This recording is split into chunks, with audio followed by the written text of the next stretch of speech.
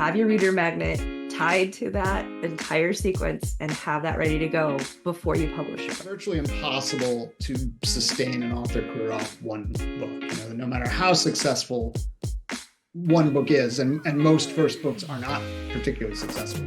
Are you writing this because it's something you love to read, something you love to write, or should you really just go for the market? More readers are going to be familiar with direct sales, and they're going to be more comfortable buying from authors directly. You can't think, I'm giving it away free, so the quality level can be lower. Like, if anything, the quality level has to be higher, because this is what we're counting on to build an audience of people that want to read your work. All right. Welcome, everybody, to the BookFunnel Podcast. We're here today with our guest, Andrew Warren, for episode 2. We're going to be talking today a little bit about the importance of having a publishing plan, but we've got a bunch of other stuff planned for today, too. I'm also joined by my 2 co-hosts, Alisyn and Kelli Tanzi.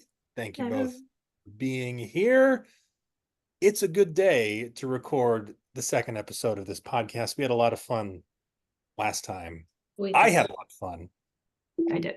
I don't want to speak for the 2 of you, but this was a fun project that we've finally gotten put together. Some of the backstory: we used to do these Q&As on Zoom. And they were live, and we had people come in and ask questions, which is a lot of fun. But sometimes it was more like people were just there and we had to kind of chat, and we would be there for like an hour and a half talking, and people would eat it up. Like, we should just do a podcast because, we seem to have, it seems to be clicking here. So we finally got around to it.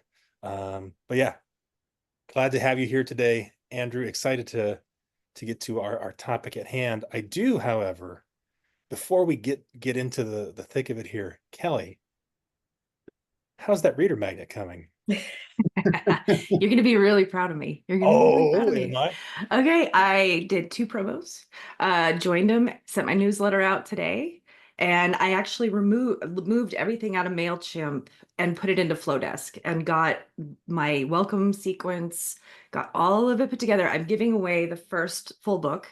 Instead of just doing a sample, I wanted to do the whole book because a lot of the ones I joined, they wanted the full book anyway. And I'm like, whatever. And so, I got it out into the world and I did it. Yay. Awesome. Awesome. Well, what's next time? What's that? That's next time. See how. Yeah, we'll have to update, see how it goes. And Kelli, maybe if you want to share just briefly too, like what your path has been with self-published. I know we talked about it in depth in the last episode, but this is something that you're kind of getting back into, and all of us here are like at different stages. So I think it's awesome. Am I right in saying that? Would you say? I came into writing a lot later in life. I had been a teacher. I had stopped reading as much as I, used to when I was in college. I just like devoured everything. And then, school, and then teaching, and then kids and everything. I just stopped being able to read. So when I came back into reading on my Kindle, I was kind of surprised at like the kind of content and romance, it changed a lot in that time. It was like, and that really had to do with self-publishing and authors taking risks and getting different kinds of things out there. So I started writing in 2019 and published the first one in 2021, I think.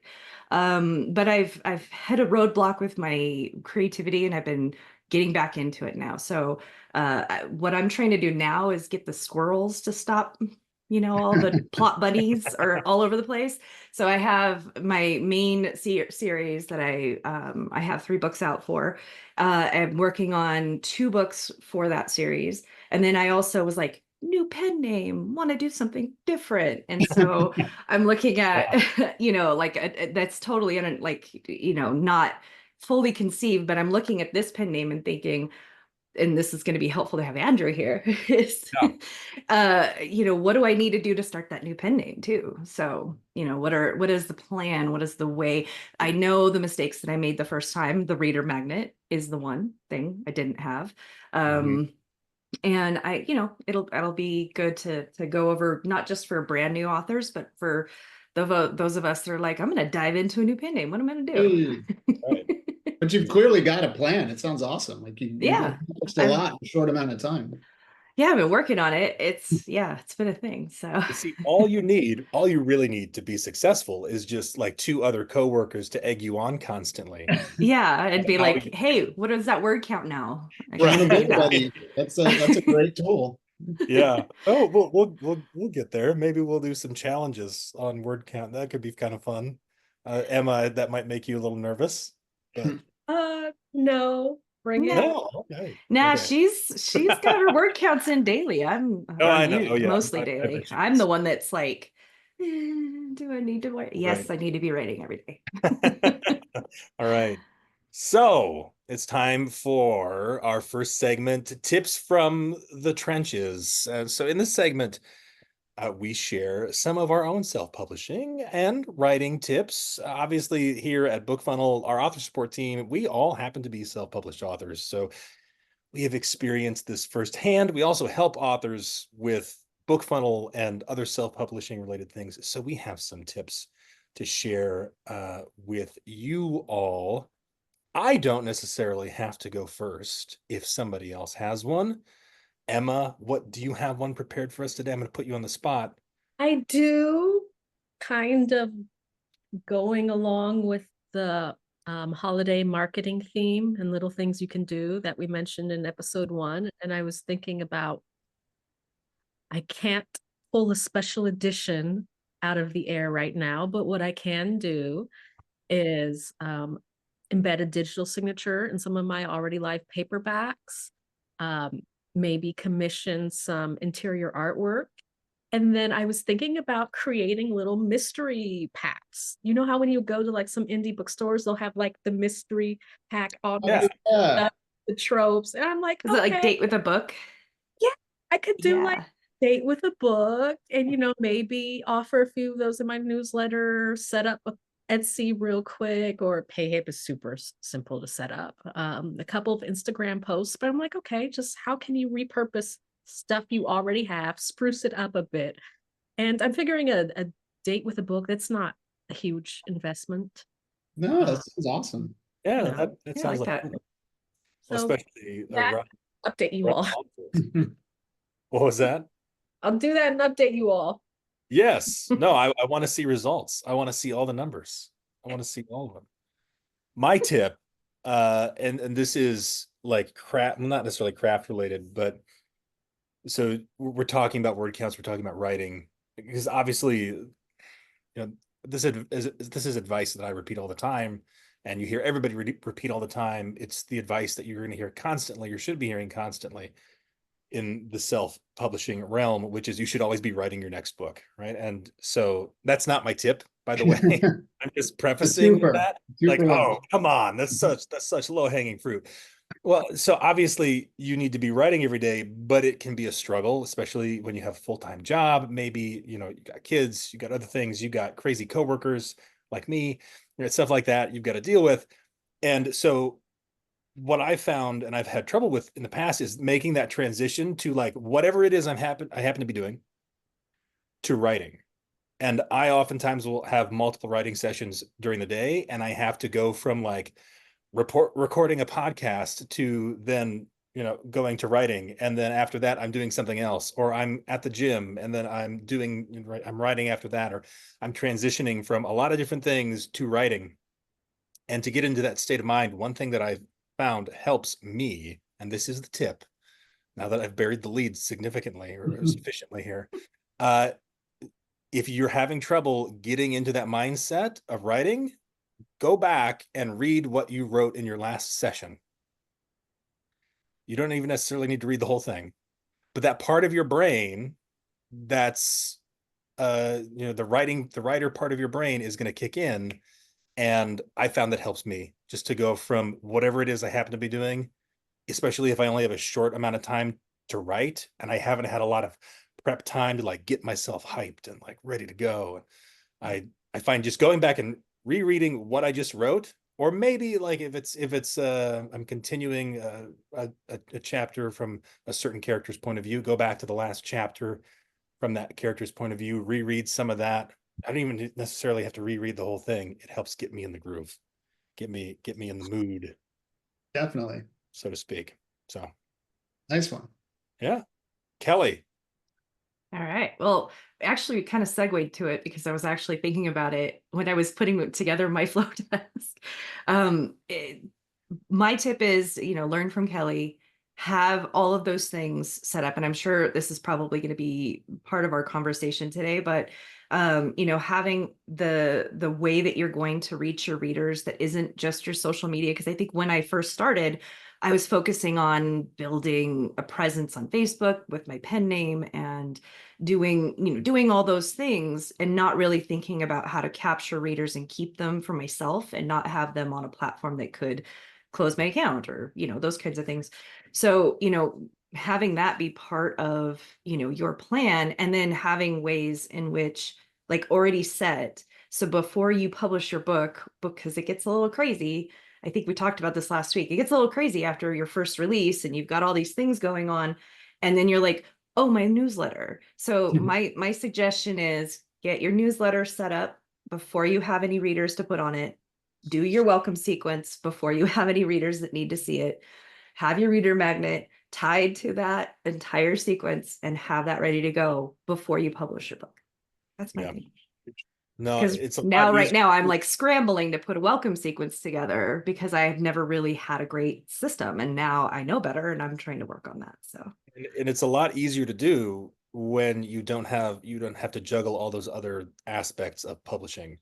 right. Ads and figuring out Amazon ads and figuring out Facebook ads and figuring out, doing that sort of stuff. So that's fine. Yeah. I think there's definitely some ducks that you need to have in a row there. But yeah, absolutely. Absolutely. Andrew, do you have anything to share? Any specific tips? I do. This is a tip I always give. I've given this tip before. It's one of my favorite tips. And like yours, I think it needs a little bit of setup. So yeah, this is a true thing, I'll say, but this isn't the tip. So in terms of craft, I think, most of us are taught that you should avoid, adverbs to a degree when writing, right? Because obviously there's no hard and fast 100% rules, but in general, an adverb is usually an imprecise description of what you really mean. If you say he walked slowly to the door, and what you really mean is he snuck to the door, and the reader might not pick that up, or he plodded to the door, those are very different things. So one of this tip that I got from a book, I must have read this book over a decade ago, and it was a book about writing. And I remember really thinking this is not a very good book about writing. Like I didn't like the book in general, but then I got to this one tip and I was like, wow, that's a great idea. And the tip was when you're doing your revisions, on your manuscript, do a document search for ly, because most adverbs end in ly. And even if you're consciously trying to avoid them, you'll be surprised like how many sneak through without thinking about it. And that way you can catch them and see like, is there a more precise word I can use there? Is this really what I meant? And that's a good way to like find those adverbs that have kind of snuck through without you being aware of them. Yeah, that's a good one. I already do some searches through my manuscript for other purposes, like right. Yeah, I have my list of like common misspellings. I already know right. I always do, Right. Like so I write on my phone because I'm psychotic. Like with my thumbs, I mean, that's one of my weird quirks. And so sometimes words get auto-corrected, or like I type on, but it shows up as or, and vice versa. And so I already searched for those. So that's an easy one to add. I like that. Yeah. I for whatever reason, I have no idea why, but I misspell the word the frequently in a way that auto corrects to hotel. So like there'll be all these like hotels scattered through my thing when I'm like, okay, that's a the. That's something similar happens to me because I have the Scrivener app on my phone, and I write directly in that. And for whatever reason, it auto fills words and phrases differently there than it will outside of that app. And it sometimes depending on how the sentence is structured, I'll start typing the and will think I'm trying to write the word theoretical. and it will put the whole thing in there. And then I usually catch it, but every now and then I miss it. Slips through, yeah. But Yeah. yeah, there's all kinds of ways you can use search for revisions, but I just thought that was a really clever way. And I tried it and I was really surprised, how many adverbs were in there that I hadn't been aware of, and that I really, and when I looked at them, I was like, oh, I really meant something else here. So I was able to, Yeah. do things this way. Yeah, no, that's a good one. That's a good one. You're a BookFunnel admin and we have all of our little text shortcuts. You have to check your manuscript for those too. Oh, I didn't think Oh, about they're that. built in? Oh, I didn't think It of was that. a big one for me. For whatever reason, I'm slow with BF or MID, and then it will insert, you guys know what those text short, and then I'll have to go Yeah. through once in a while. I'll be like, Oh goodness, that hasn't happened to me before. It probably will though. So it's Just a random book funnel in the middle of your text. right, to fill everybody in. This is a technique that I taught Emma and Kelli. This is not me trying to take credit for it, but this is something that I developed and then I shared with other members of the team and shared with them, which is using text replacements. Because when you're having to send emails to people, obviously we type out every email. They're not sent by robots, but sometimes it's nice to have certain things, like especially links to parts of our knowledge base.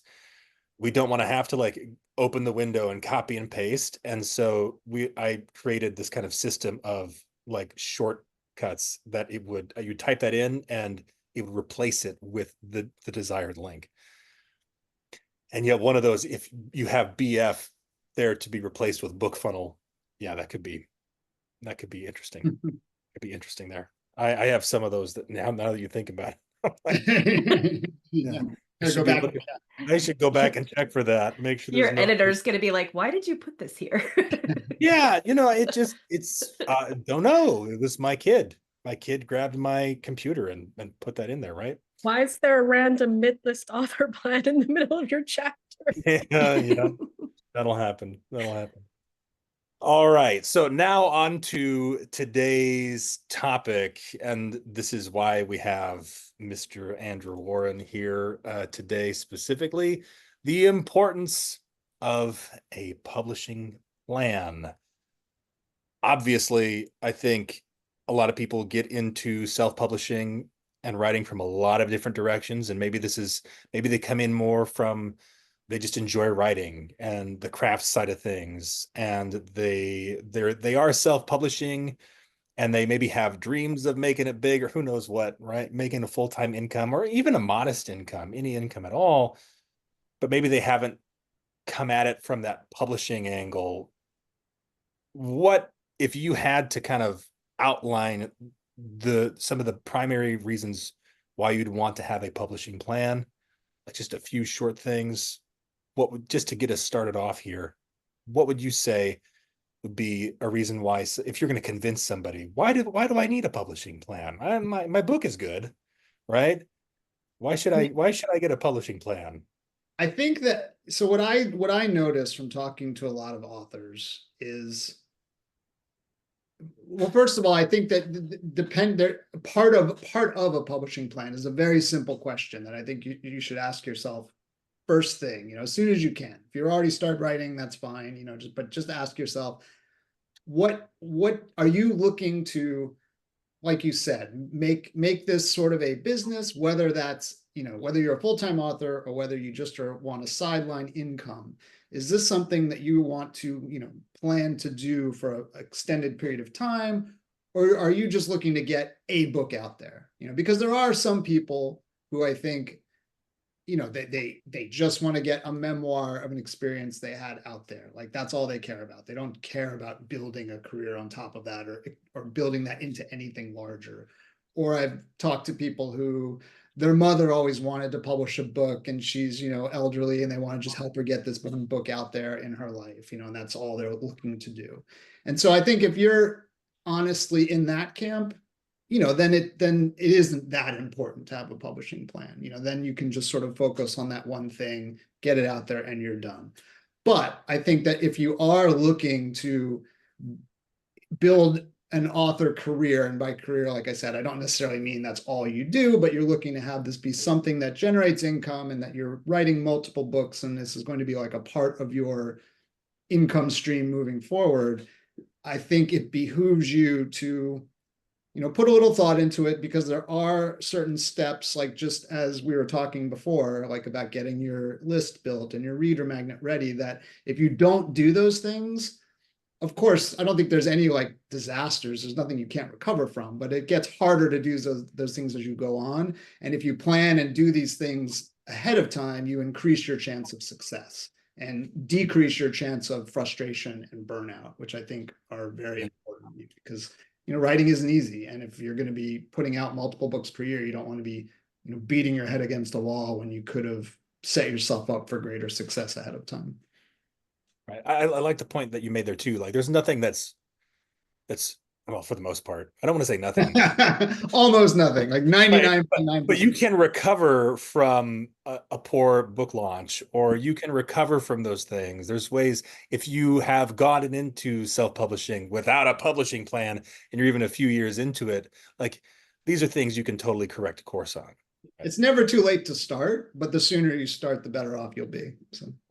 Right. No, exactly. I think that's absolutely true. Like, one thing that I did in my own self-publishing journey, other than like publishing 2 books and then taking a decade off, it's a different story, was I had written 9 books. It was a project that I had collaborated with Damon Courtney, the founder of BookFunnel, on. Mm-hmm. Drop his name where it just makes me look better. Be like, oh, I collaborated with Damon Courtney. It's a project now that I'm heading up, though. But I had these 9 books written, and I just dropped them all at once. And wow! Them all at once. I was just like, bam, just put them out there, because it was like, oh yeah, let's just go for it, and it was fun to push that button that many times. Don't get me wrong, but in hindsight, I could have if I had stretched that, you strung that out there's some hype, right? There's some hype you generate, and then it's just so much easier, like when you're talking about like getting reviews and things like that. Now I adapted to that by re-releasing the whole thing as a boxed set. Mm-hmm. And I think, which is something that you and I have actually talked about in the past before.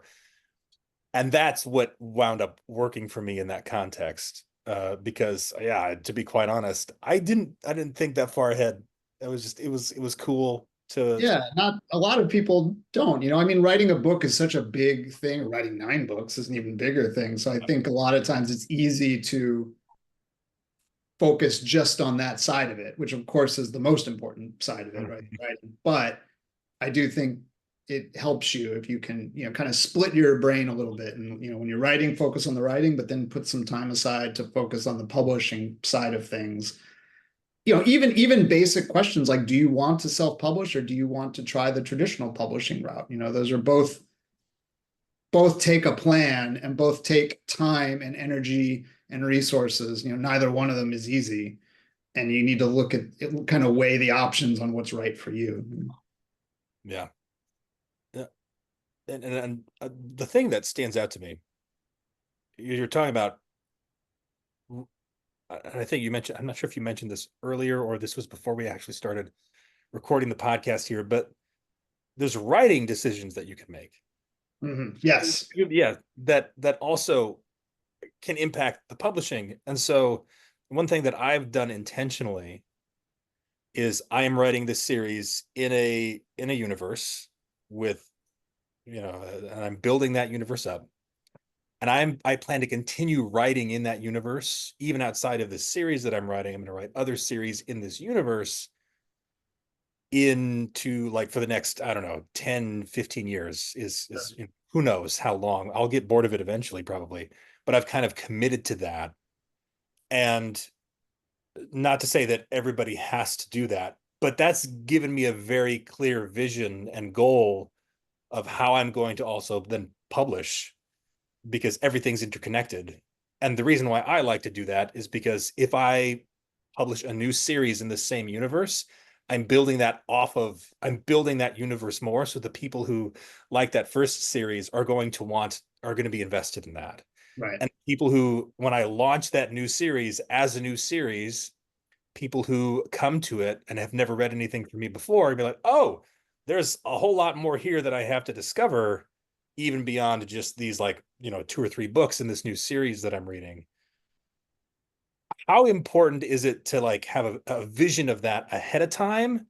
And is that another thing that you can kind of adapt to later on and adjust? I mean, first of all, I think it's critical to have some sort of idea about that. And I think these are some of the early questions you should ask yourself. And Em had sort of mentioned something similar to this. When you're hopefully before you start writing your first book, or if not, as you're writing it, you should, look at it as a business, and ask yourself, how can I make a publishing, plan out of this book? Because the cold hard truth is, especially if you're going the self-publishing route, it is virtually impossible to sustain an author career off one book. No matter how successful one book is, and most first books are not particularly successful, but even if you like knocked it out of the park and sold 100,000 copies and that's it, like that money is going to dry up quicker than you think, and the interest and the audience is going to dry up fast. So I think it doesn't necessarily, I mean, what you're describing is probably like best case scenario, like a sprawling universe that you can write, a long series in, and write spin-off series, as well. Like that's great. And that's a great plan. But if someone is writing something that doesn't lend itself to that, I try to stress to the authors I talk to, there's still ways that you can build and extend an IP. So for instance, I was working with a writer who writes like a kind of new Western crime, type thing. And he's like, well, I just don't see how I can extend this into a series. Like, the character story is wrapped up. And so I was like, okay, well, what if all your books are just set in this same town, or the same part of the country? Sure. And you kind of theme it that way. And it's the, I forget where the book was set, but let's just make it up. It's the Eastern Texas crime series, and each book, maybe you could have a couple background characters that recur, like some cops and things like that, and tie it together that way. But I definitely think it's important to do two things: to look at how you can continue this book into a series, because that is almost required in order to be financially successful. And B, of those ideas and of things you can imagine spinning into a series, like what do you enjoy? Like what do you want to write? Because like also as Em and I were saying, like, and I'm sorry, am I saying your name right? Em? Is that Emma? Yes. Emma, sorry. Okay, Emma. Maybe like, shifter harem romances are huge sellers, but if you hate that genre and don't enjoy reading in it, like it's a terrible idea, in my opinion, to then try to write 6 of them, like just because you think it's money. So I think like you kind of need to do two things. You need to look at what can I create a long-term publishing plan out of, and from those ideas, like what appeals to me and what speaks to, the kinds of books I like to read and the things that I enjoy writing. Right. And I think there's always an overlap. You might take a little while to find it, but there's always something. Emma, as our expert in that field of those genres, which ones do you enjoy writing in, and which ones do you stay away from? Me, and Andrew and I were discussing this before the podcast went live. I started out in shifter romance, and it's fine. I like it, but I'm an epic fantasy romance girly, and that's my wheelhouse. And we were talking earlier about what advice Andrew would give newer authors, or even, I mean, I'm 8 years in, and 2 years ago, I finally, found my jam. As far as publishing plan goes, what are your thoughts about sitting down and really thinking about alignment?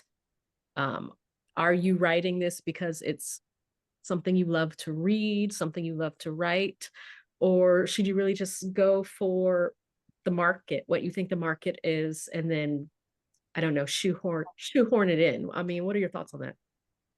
I mean, definitely. I think it's critical that you find something that you can write in a series that you enjoy, you know, because like I just think if you try to like force yourself to write something you don't really enjoy, it's going to come through to the readers, in my opinion. I mean, and on top of that, I mean, look, I'm going to keep saying this too, like writing is hard, you know, it's hard to write a good book. It's hard to write a bad book. I mean, it's hard, you know, it's time consuming, it takes discipline. So why spend that time writing something you don't enjoy when when I guarantee there are things you do enjoy that could be equally successful, you know, and or even if slightly less successful enough, you know, that it's worthwhile, but that you'll actually be enjoyed and fulfilled and excited by, versus like, oh God, like, okay, what's the big shifter trope this month? All right, I'll do that. You know, if you don't enjoy it, to me, it sounds like torture. I don't see the point.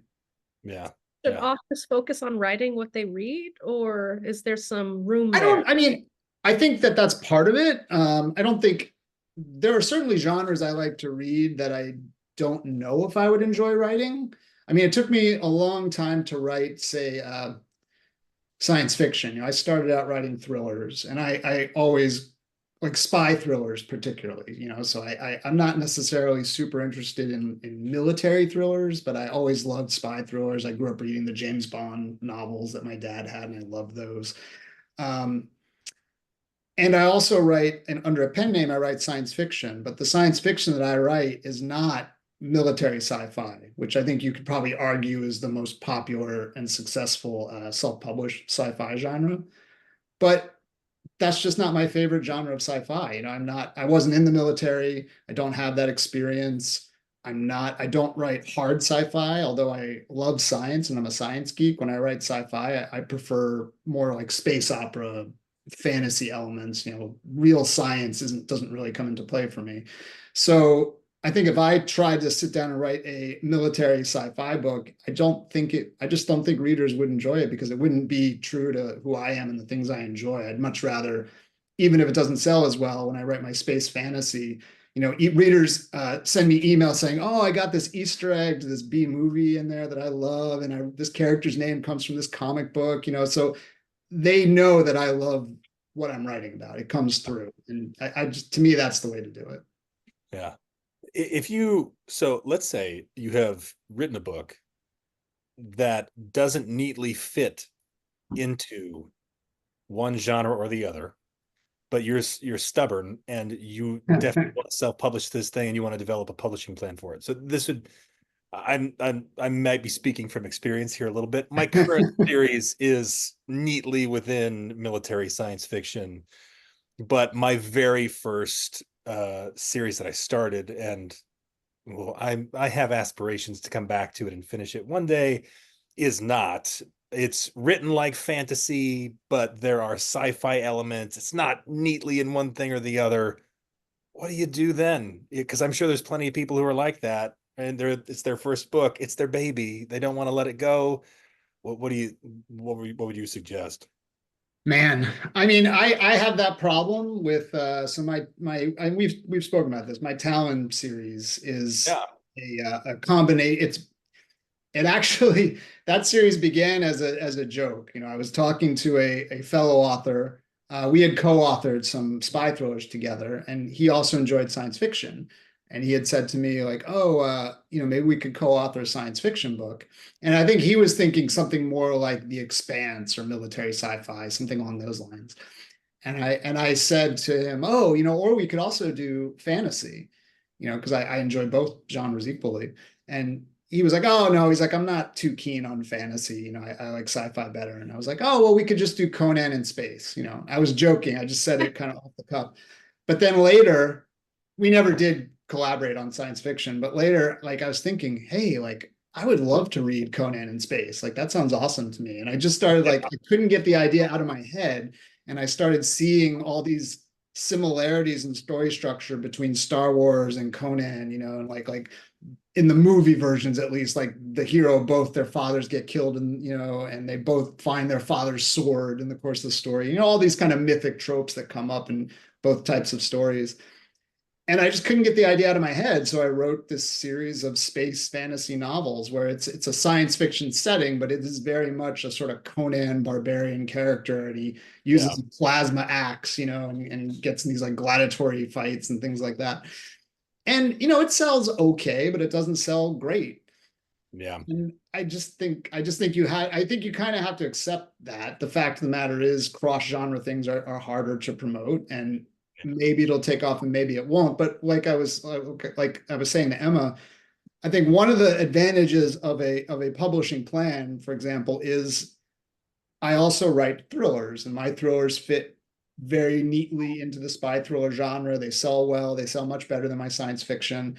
So I can sort of schedule and plan my releases.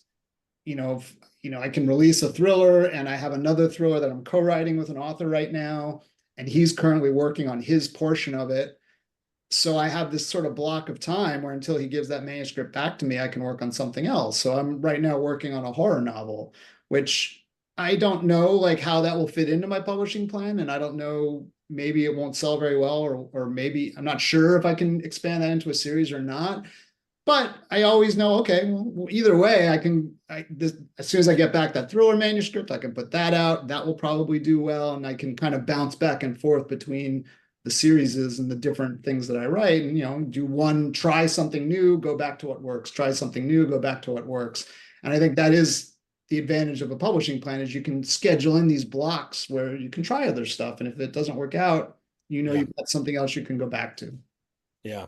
Yeah. You can scratch that itch to do something that's maybe a little outside of the norm, or not writing to market, if you will. Exactly. That out of your system. Yeah.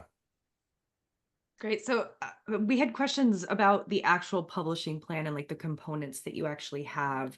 What would your suggestion look like to an author? What does it look like to put together a plan? And what are those components that you feel are really necessary?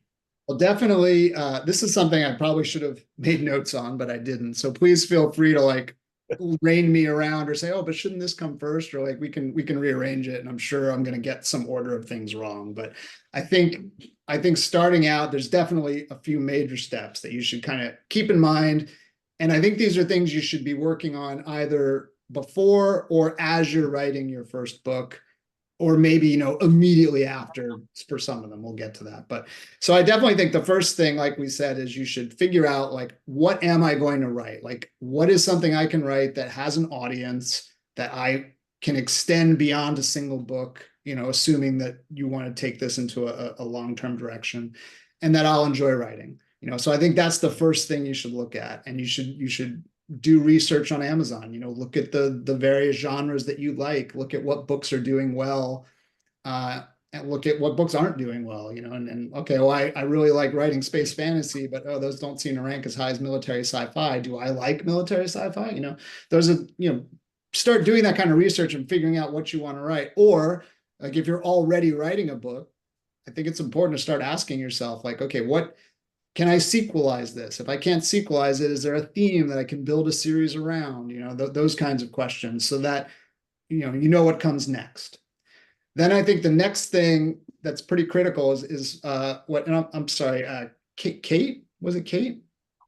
It's Kelli. Kelli, sorry, I knew it was a K. I'm sorry. I'm so sorry. I just introduced you all 10 minutes ago. So. Kelli, what you were talking about is also, I think, super important. And this is another question I ask authors, and they often have not given it thought, is how will I build my own audience, and what will be my reader magnet to get them?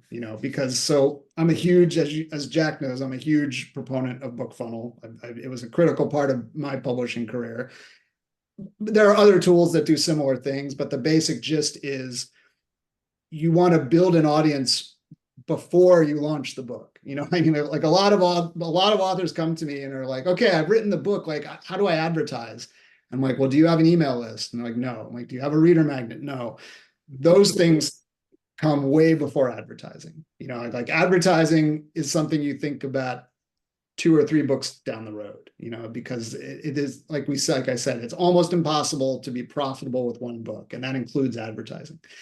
So while you're writing that first book, or before you write the first book, or immediately after you write the first book, but before you publish it, I think you should give some thought to what could I give away to entice readers to want to read more from me, and specifically more from me in this series that I'm going to write. So in my case, what that looked like was, I wrote my first novel, and this was just a lucky accident. It just kind of worked out this way for me, that I sent it to an editor, and they did an edit pass. And while they were editing it, a good friend of mine who was a literary professor said, "Oh, hey, I know you wrote a book, like as a gift, birthday gift." It was my birthday. She's like, "I'll do a free edit pass for you."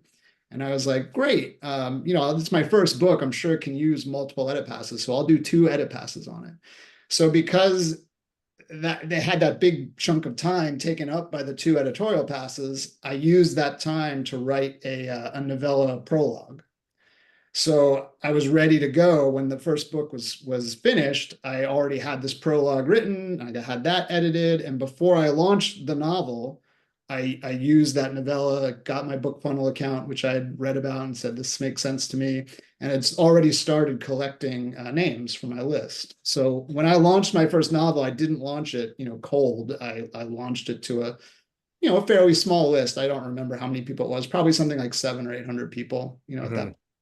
And I think that is a night and day difference from just spitting a book out, with no list. And a lot of the authors that I talk to, when I catch them in the writing thing, I'll advise them, look, I know it's hard, but I would really recommend that you don't publish this. When you finish, don't just rush out and publish the book. Like, set it aside, write a reader magnet, set up your list, take 6 months and build it, then launch it. And the ones who don't want to do that, I mean, it's invariable that you see the book come out and it does well for a week, and then it just drops in the rank, because there is very little, I won't say no, but there's very little organic visibility, on Amazon especially. And if you don't have those ducks in a row before you launch the book, it's like you're throwing a leaf into a hurricane. Like, just nobody's going to see it. So yeah. No, well, and it's funny, my reader magnet is another thing that I came back to after the fact, because I had a reader magnet at the time. I had that before I published those 9 books, but I discovered that it wasn't good enough. Sadly, I mean, it was fine. It did its job, but I needed to connect more with the main character. And so I wrote a new one. I feel like I kind of, a little cart before the horse there in ways, because I don't know what it was at the time I was writing my original reader magnet, but it was more like a thing I had to check off the list. And then when I wrote this new one, especially the feedback I've gotten from it, readers connect to it a whole lot better than they did that original one. So if I had to add anything to that, when you are sitting down to write that reader magnet,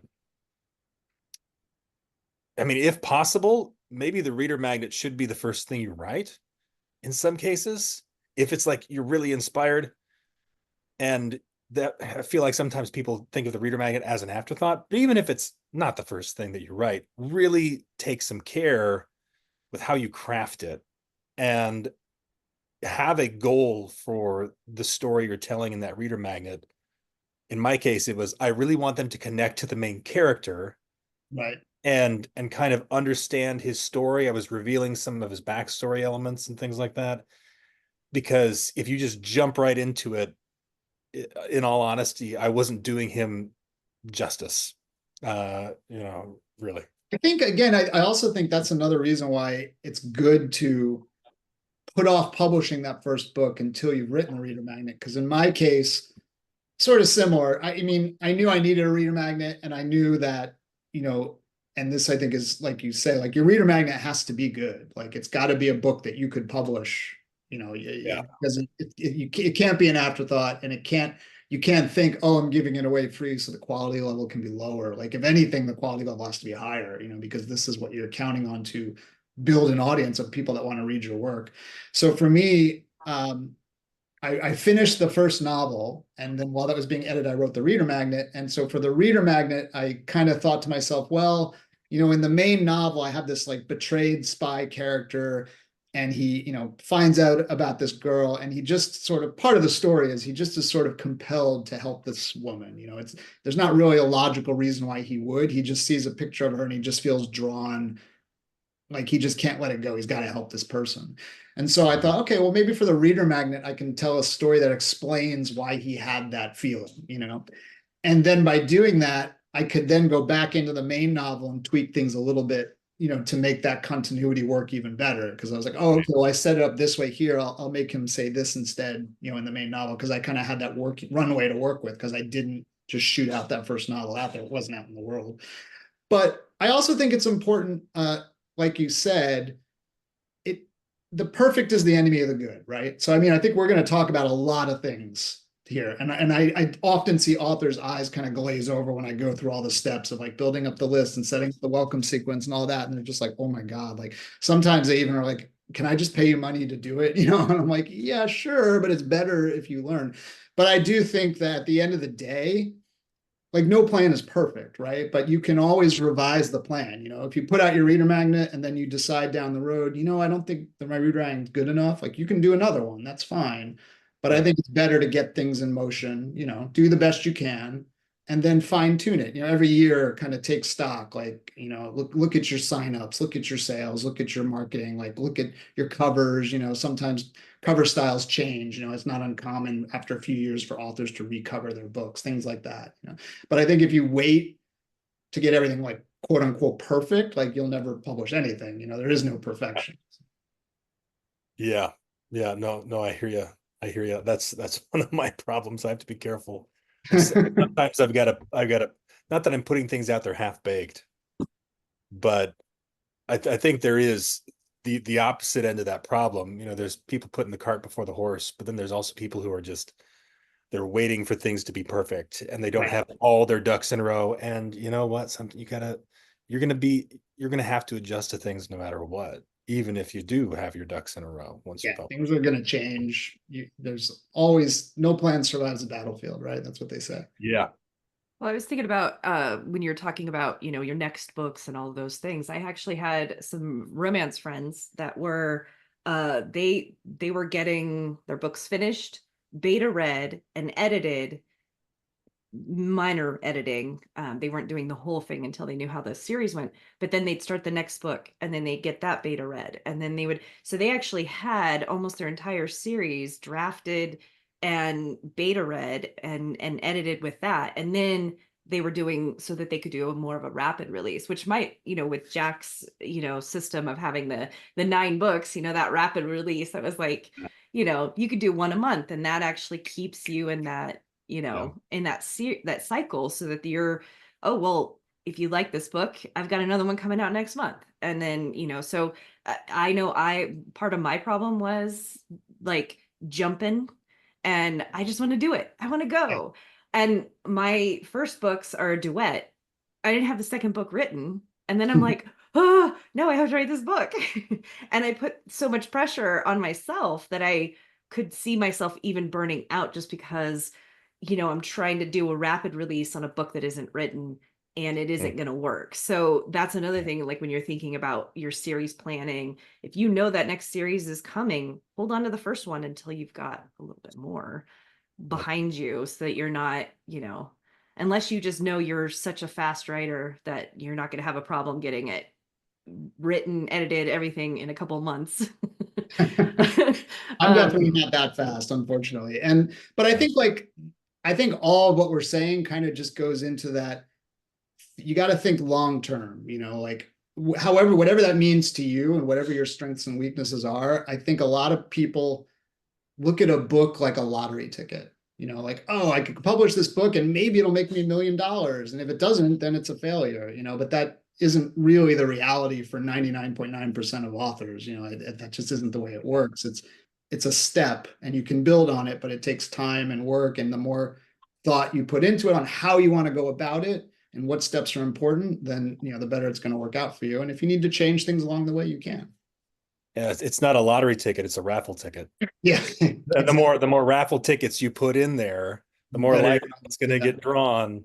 Yeah, I think that's the way I like to think of it. Except we have to pay for those raffle tickets, which brings up the question now, advertising as a part of the publishing plan. You mentioned earlier, don't really go whole hog.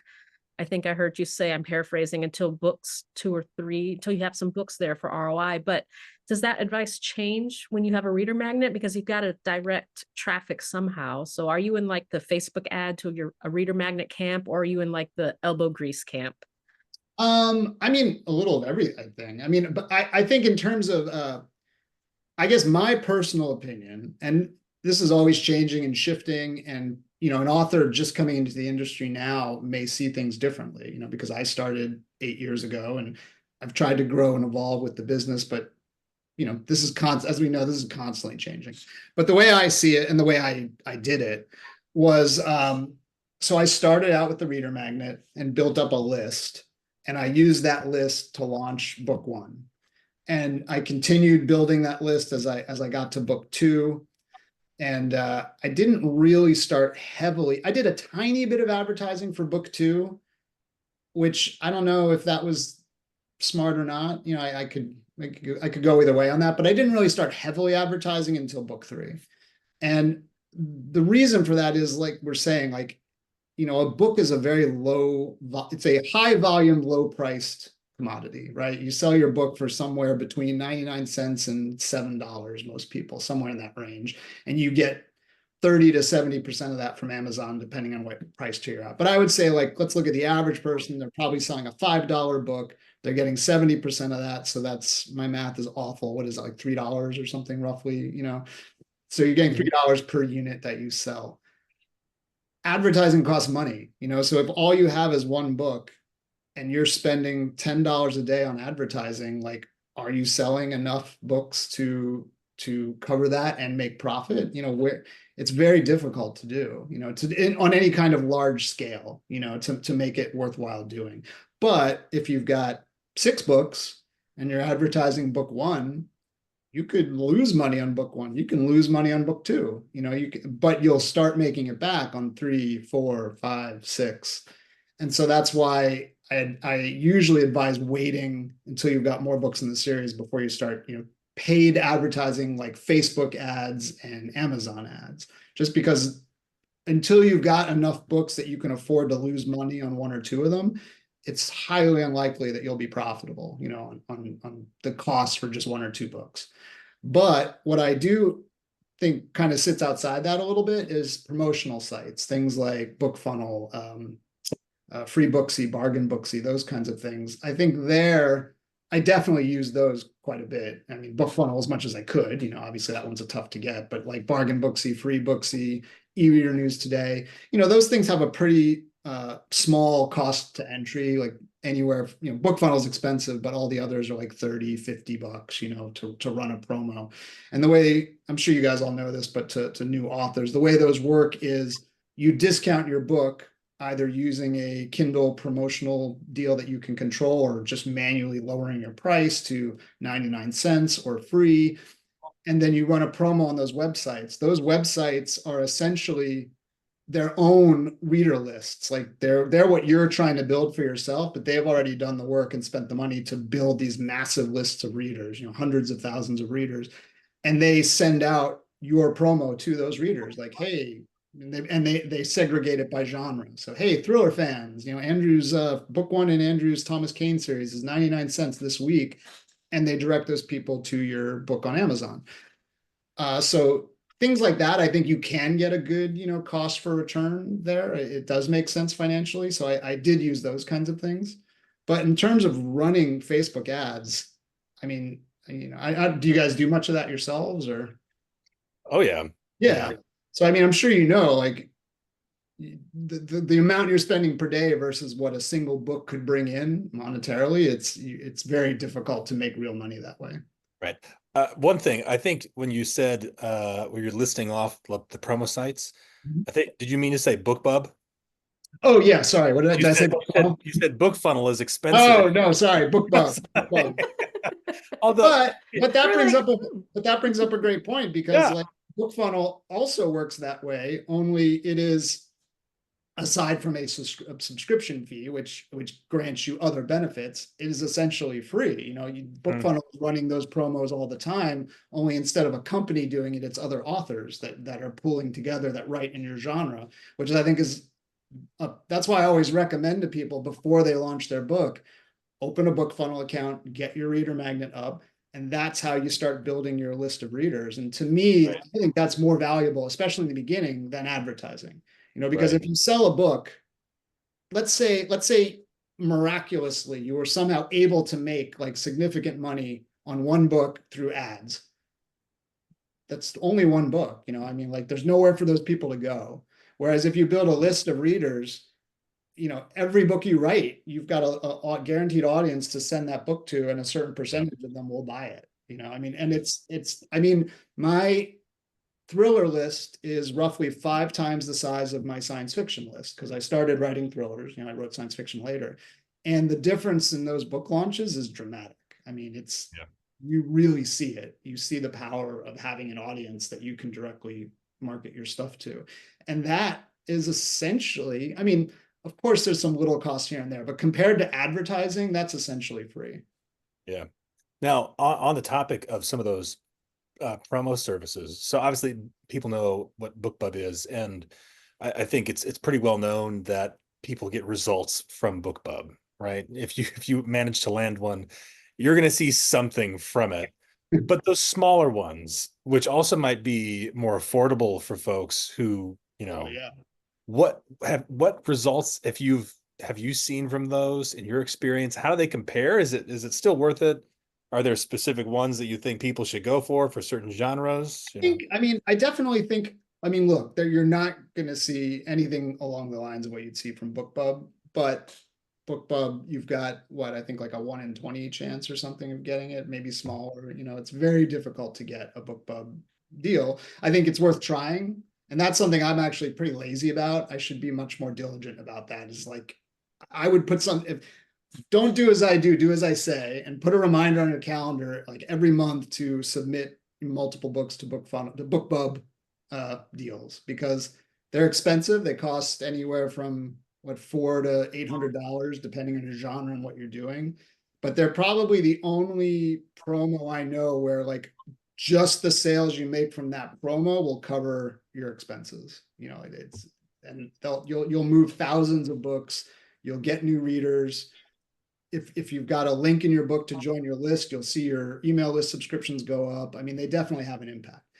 The smaller promos, you know, you don't get the same results, but they also don't cost the same. They cost $30 to $50. You'll probably move anywhere from 20 to 50 books maybe per one, but you can stack them, you know. So a lot of times what I do when I'm doing a book launch is I'll run, you know, 2 or 3 of those smaller sites every day for 4 or 5 days. Sometimes I skip days if I can't find enough that I think are good, you know. But you know, then you might spend $100 a day. So you're spending, you know, probably in the realm of what you would spend on BookBub, and you're moving, you know, hundreds of books, maybe not thousands. But Amazon will notice that, you know, and it gets your books higher up in the rankings. It makes them stick there longer. It shows your series to new readers. So I do think there's still a benefit to doing it. And they're reasonably affordable, and you can kind of somewhat control costs by deciding how many you want to use in a given amount of time. Right. Be more selective about it. Exactly. There's David Gaughran has a list of like the top promo sites, and he ranks them in tiers. I think that's a super useful. Like I would recommend following that. Yeah. I need to go look that up actually, because this is something I've been meaning to play around with myself. We've been talking about like the short-term plan of getting started before you start. What are you working on? But what about the like long-term, after you've started publishing, maybe you have a few books out in a series? How much planning do you consider like continuing to do or thinking about doing just to keep things moving in the right direction? Is it just we just shift to marketing, or is it just write next book, or what do you think? I think it's a combination of things. So a lot of it depends on you, the writer, right? So definitely once you've gotten a few books under your belt, I do think you naturally are going to start shifting to marketing, because if you think about it, I mean, I think marketing essentially is all about maximizing your backlist, right? I mean, your new book is always going to be pushed the hardest by Amazon, and that's the one you're going to be telling all your readers on your list about. But theoretically, most of the people, but not all, on your list have read the books leading up to that, right? So that's where paid marketing starts to come in, to put those older books you've already done in front of new eyes, right? So you're maximizing the profits of the work you've already done.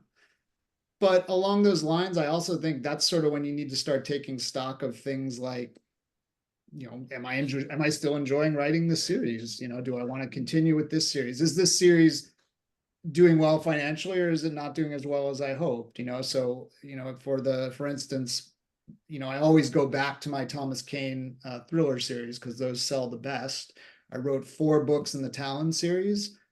I enjoy those books, but I've gotten enough of them out there now that I can say, okay, those don't sell as well as the thrillers. So if I'm going to go back to that series, if that's more just for me and my pleasure of wanting to write it, but my expectations are, it's not like I'm going to release that and make a ton of money off of that, So that kind of helps me prioritize what I work on next. I might try to do 2 thrillers and then go back to that other series when I need a break, But also, I think you may find yourself in a position where, like I did, okay, do I want to keep writing in this one genre, or do I want to create a pen name? Do I want to expand?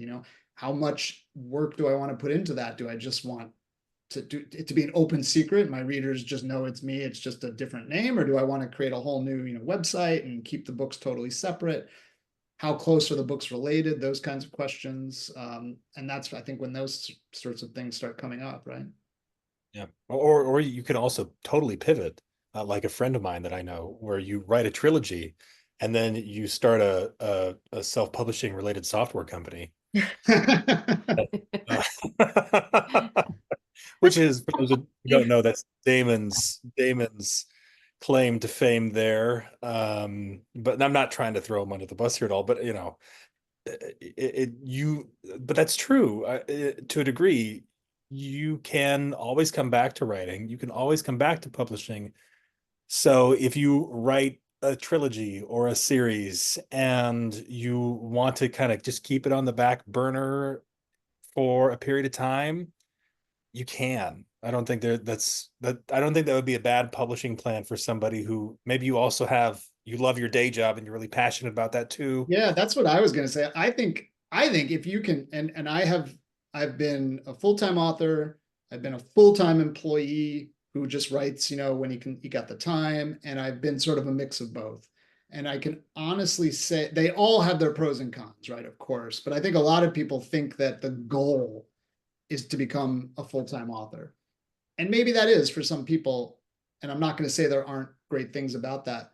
But I also think you need to be open-eyed and honest with yourself. There are some negative things about that too. And having been a full-time author, the pressure you feel when your books aren't performing the way you want them to is a real thing, and it starts becoming not fun fast, So I'm not saying any one of them is better than the other, but you may want to experience multiple scenarios like that before you decide what your goal actually is, because you may find, I make this much money with the books and I enjoy writing it. I'm happy with that. So maybe I could get like a part-time job doing this, and I can write, 2 hours a day, and I'm happy, and they sell enough combined with this income that I don't need to worry. And then if a book doesn't sell well, I've got this other income coming in. Like, that is not a bad plan. Like, that's a totally valid, goal to have.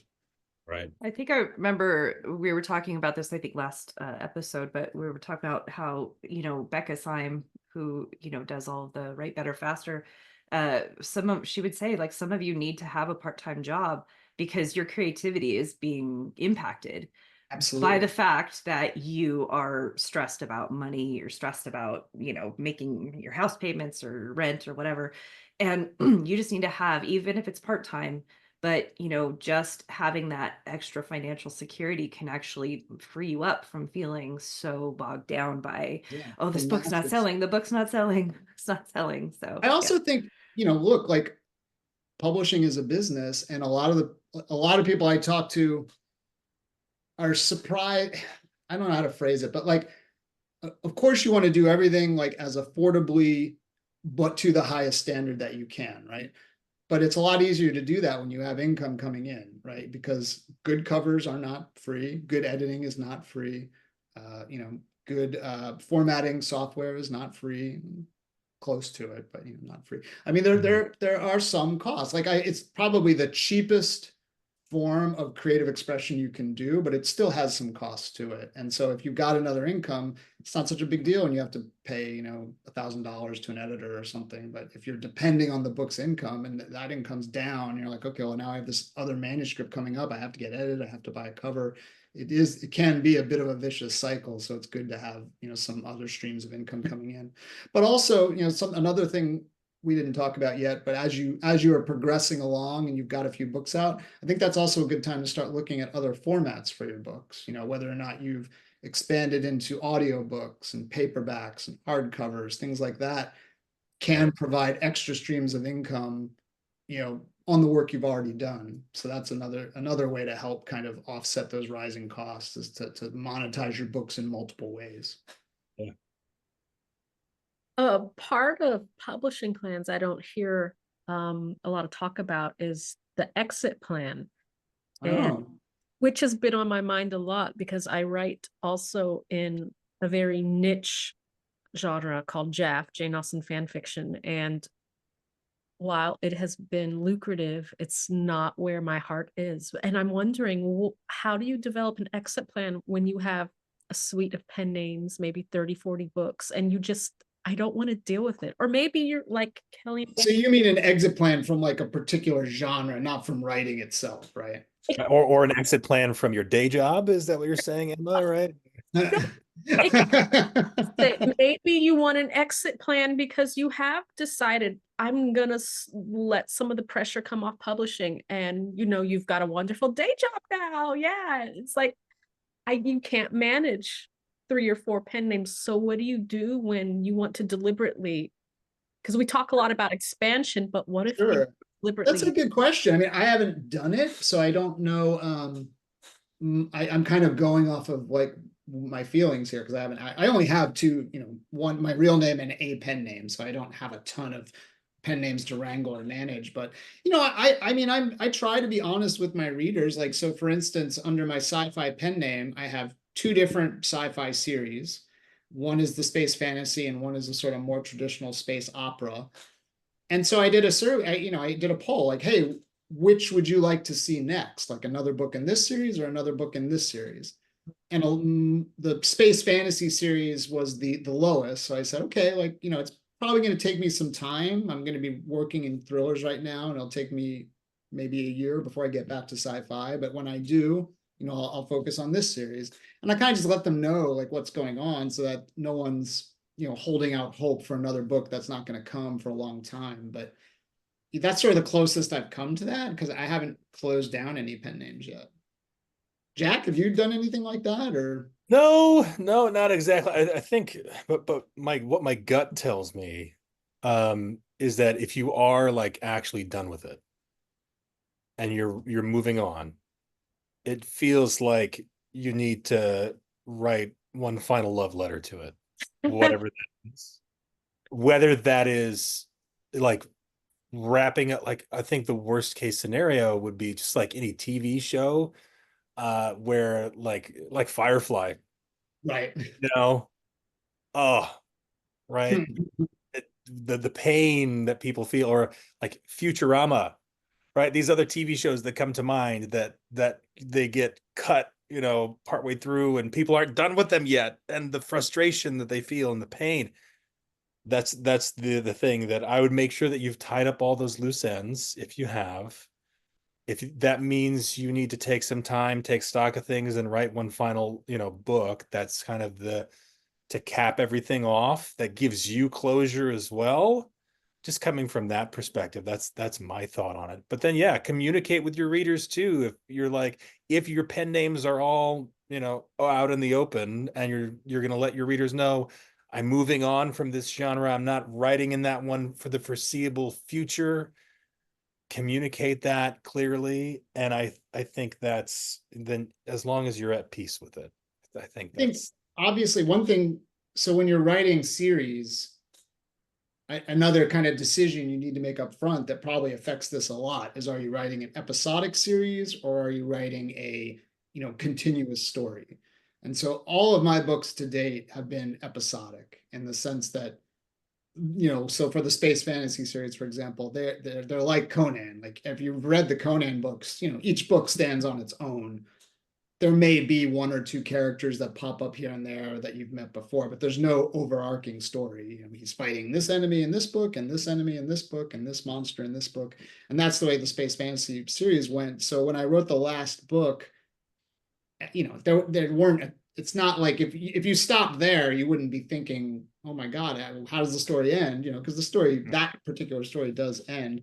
But I did, I did, like you said, not that I won't write any more of those, but I had a feeling it might be a while before I did. So I tried to wrap up whatever tiny threads there were, so for instance, in that series, there was a background plot where he has this mentor who trained him to fight like in the arena. In book 1, he thinks that this guy is dead, but in book 2, he finds out he's really alive. And so he's trying to find him throughout the book. So in book 4, he finds him, and that's part of the story of book 4. So that bit of it is wrapped up. Yeah. I certainly could write more books in that series if I wanted to, but there's no, you could introduce new plot threads and things, but that particular background plot I made sure to wrap it up, since I'm like, I'm probably not going to be back to this for a year or two. So yeah, there you go, Emma. I don't know how you feel about that. Well, I think you said you have 40 books in that. Is that just 4? your No, it's Pen 4. Author? Just 4. Oh no, for Emma. I thought she Oh, said it no. was 30 or Oh. 40 books in that subgenre, or that Yeah. in the Jane Austen fan fiction.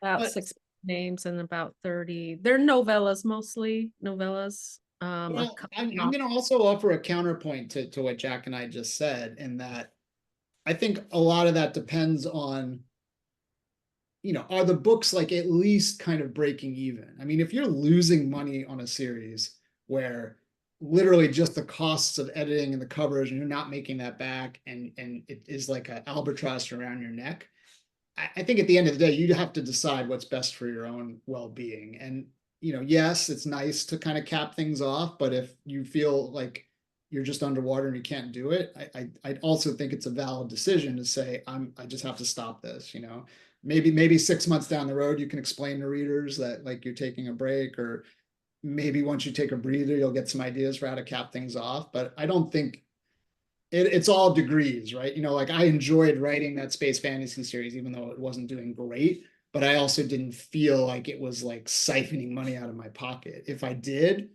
I think it's perfectly valid to just say, I just have to stop this, I have to move on to something else. Like you don't have to torture yourself, and you can explain to readers or not explain to readers, but it all depends on how that is sitting in your portfolio. I think that's really, sorry. It's more of an energy penny thing that we talk about a lot, especially me and Kelli having, transitioning into BookFunnel. It's more of, they're just sitting there, and I know I don't want to write anymore. Oh, I'm getting free coaching. And I know if I leaned into BookFunnel and some other low-cost solutions, they could be selling a lot more, but my heart and my energy is just not in it.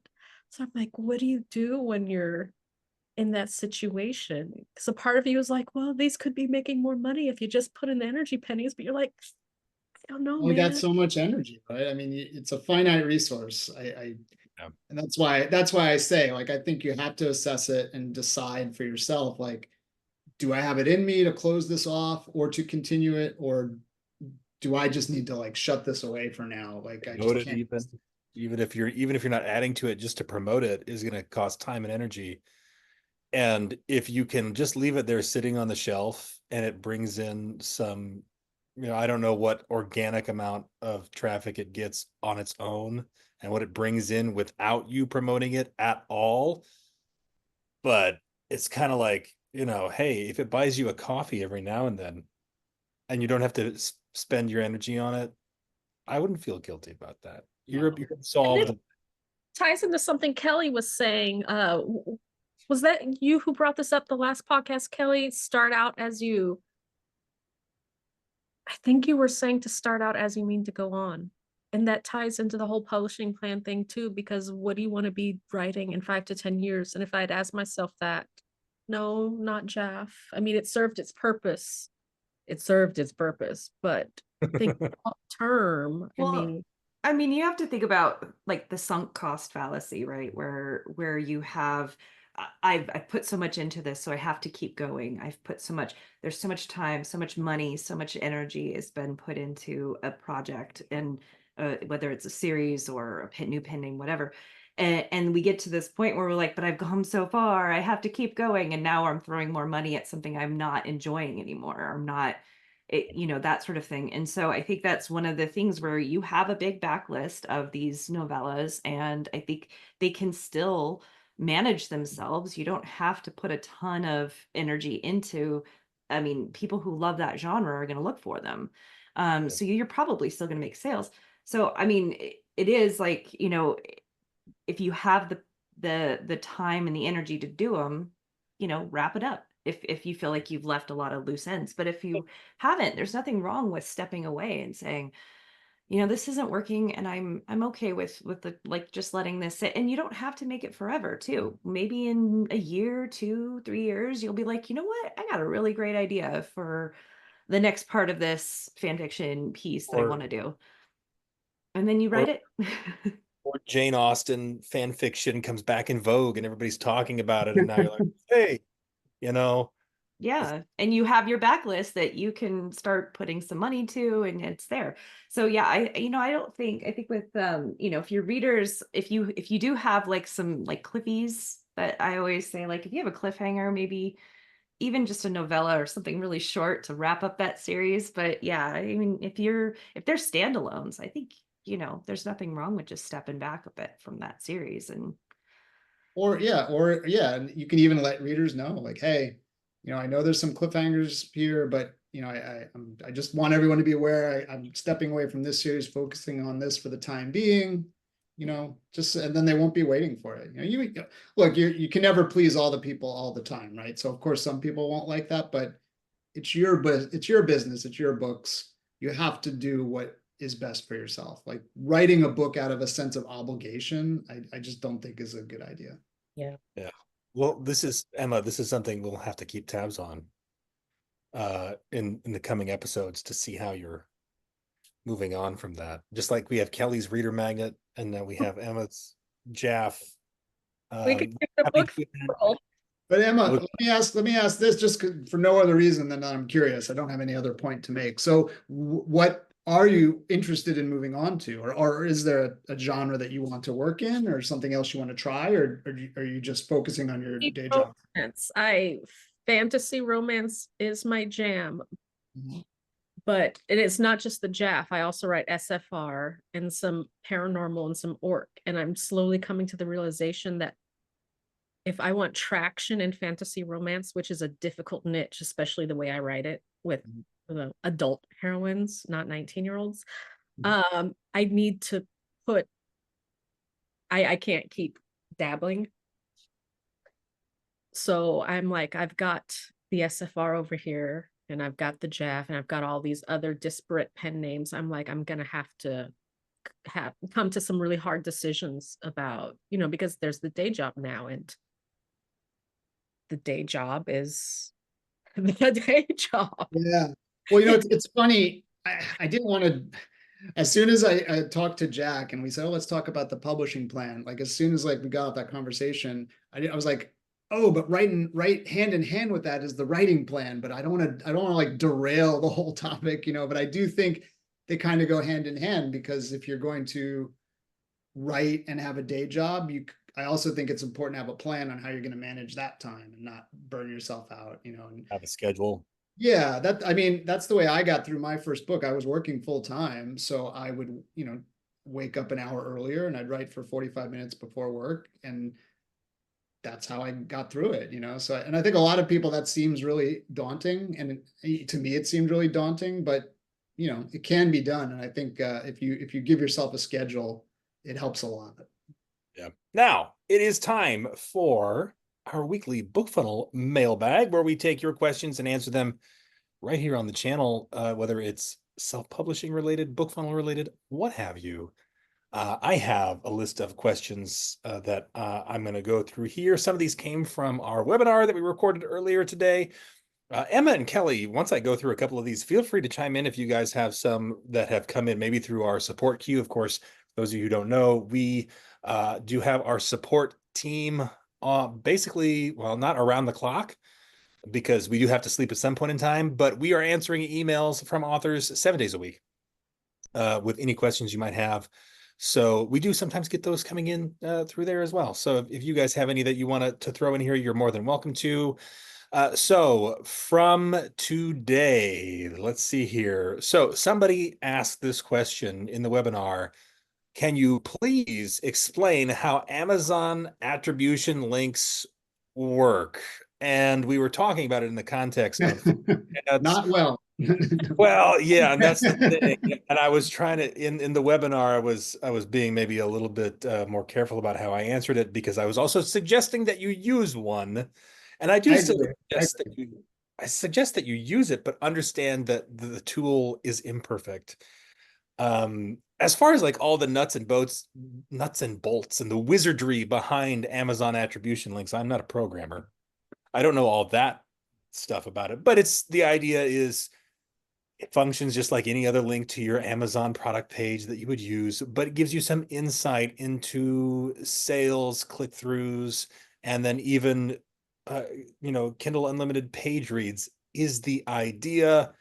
In practice, though, it doesn't show everything. It tends to lag behind. I don't want to say everything because I could just, talk all by myself here.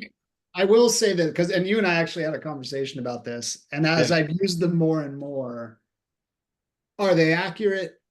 In my opinion, no. Although I suspect from talking to multiple authors, and I don't know why this would be from a technical standpoint, but I honestly believe the accuracy varies author to author. Yeah. Because I have 100% spoken to authors who are like, no, the data fits and it all makes sense and it tracks with what I'm seeing, and they don't have any reason to lie. They're not working for Amazon. So yeah, I do believe the accuracy overall varies, unfortunately.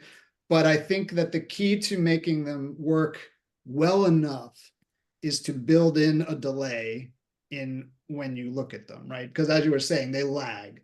So when I use attribution links for my Facebook ads, and what that essentially means is when you run a Facebook ad for a book, you put in a link that people, when they click the ad, it takes them to your Amazon page. So instead of literally putting your book's link in that ad, instead you generate an Amazon attribution link, which will take them to the page, but will also theoretically record that information so that you can look in your Amazon ad dashboard and say, okay, this ad drove this many people, over this amount of time, and this many of them bought books. That's essentially what it lets you do. So I always backtrack 3 days, before checking the data. Yeah. I still don't think it's super accurate for me, but it is accurate enough that I can kind of say, okay, this ad's a dog, I'm going to kill it. Or, okay, this one's moving some books. This one has a cost that, works well enough, so. Don't come for us, dog lovers. Don't come. I'm a huge dog lover. So my dog was actually just scratching on the door. Maybe I'll bring him in before we wrap up. No, but to use the Christy Gnome nomenclature, that is, I think it lets you make broad decisions, but right. I also think, like everything else, your data the best. So if you have tried multiple ways of making them work and they still seem hopelessly inaccurate for you, that may be true. And there may not be a great answer there. Maybe they're just not going to work for you. But the accuracy, at least for me, when I give it, 3 to 4 days before I'm looking at the data, I feel like it's close enough that I can make some decisions. Right. Well, and I was pulling my hair out at first, for sure. Yeah, no, I agree. And the one aspect of it that has never translated for me really at all is the page reads, which yeah, I don't know. Like, I've never even tried to track that accuracy. All I do, honestly, for the page reads, and again, they're not accurate, so this isn't accurate, but I just divide them by the number of pages in the whole series, and I use that as a number of borrows. Sure. And I figure, okay, maybe it's off by 2 or 3 borrows, but that's close enough, So. And Yeah. to clarify, would you or would you not use the data from an Amazon attribution link to make like a decision on like whether or not to kill an ad or whether Yes, or not? I do, among other things, so I think it gets tricky when you're running lots of ads to one book. That's one thing. Like, so let's say if I'm only running one ad to one book and that book is suddenly selling a lot more than it used to, but according to the attribution link, none of it's being attributed to the ad, I'll probably still keep that ad running because I'm like, okay, I know this book wasn't selling like that before. Nothing else has changed. I'm just going to let it keep running. If I'm running like 5 or 6 ads to one book, then I can't really do that. And I'll just rely, as imperfect as they are, I will rely on those attribution links. But like I said, I'll backtrack. So like if I do my ads on a Monday and a Friday, and I open up the dashboard on the Facebook ads thing and I backtrack 4 days and then take a week period, and then I do the same thing on the Amazon ads attribution links dashboard. And that's the time period I use so that I'm never looking at the most recent, 3 to 4 days of data. I'm trying to give it time to catch up. So. Yeah. All right. Our next question. So what platform do you recommend for selling direct? I have never sold direct, so I can't. That question. I was waiting for Emma and Kelli to jump in there on that one. Well, it depends. If you are just starting out and you don't have a big backlist and you're not going to be, you're being conscious of your costs, I would suggest PayHip or Gumroad. We talked about this in the webinar as well today. They're pretty much, to set up the store is free. You pay when someone purchases, so you're not, paying a monthly fee or anything like that. And then as we discussed earlier, you want to level up a little bit more, you might want to go to Shopify.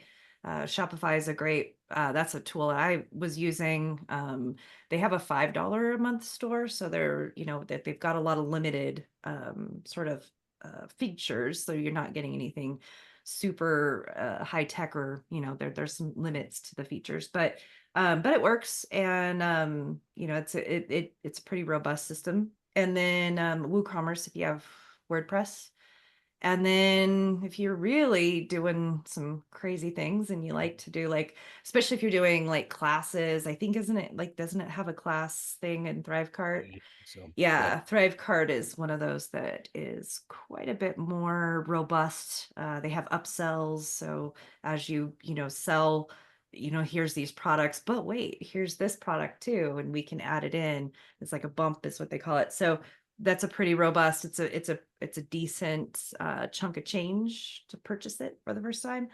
But we do see, some authors will use that. So it's what all the cool direct sales authors are using.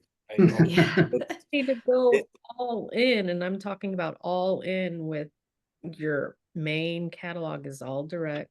You've got ad budget, you've got a solid marketing and cross promo plan. Like, I tried Shopify and the bells and whistles are beautiful.